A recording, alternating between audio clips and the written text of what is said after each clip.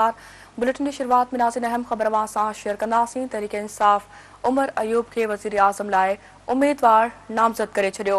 PTI उम्मीदवार असद कैसर जो चवणु आहे त वज़ीर आज़म जे उहिदे लाइ उमर अयूब असांजो उम्मीदवार हूंदो। समूरनि सियासी पार्टियुनि सां ॻाल्हियुनि जो टास्क मिलियो आहे। धांधली ख़िलाफ़ एहतजाज कंदड़ सियासी पार्टियुनि सां राब्ता कंदासीं। अवां खे नाज़रीन अहम ख़बर ॾींदा हलूं। तहरीक इंसाफ़ उमर अयूब खे वज़ीर आज़म लाइ उम्मीदवार नामज़द करे छॾियो। पीटीआई उम्मीदवार असद कैसर जो चवणु आहे त वज़ीर आज़म जे उहिदे लाइ उमर अयूब असांजो उम्मीदवार हूंदो। समूरनि सियासी पार्टियुनि सां ॻाल्हाइण जो टास्क मिलियो आहे। धांधली ख़िलाफ़ एहतजाज कंदड़ सियासी पार्टियुनि सां राब्ता कंदासीं।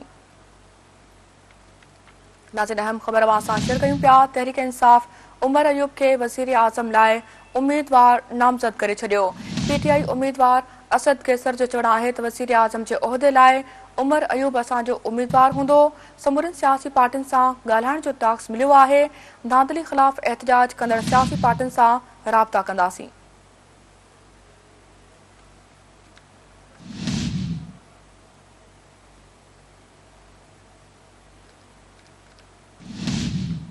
तहरीक इंसाफ़ उमर अयूब खे वज़ीर आज़म लाइ उम्मीदवार नामज़द करे छॾियो आहे। पीटीआई उम्मीदवार असद कैसर जो चवणु आहे त वज़ीर आज़म जे उहिदे लाइ उमर अयूब असांजो उम्मीदवार हूंदो। समूरनि सियासी पार्टियुनि सां ॻाल्हाइण जो टास्क मिलियो आहे। धांधली ख़िलाफ़ एहतजाज कंदड़ सियासी पार्टियुनि सां राब्ता कंदासीं।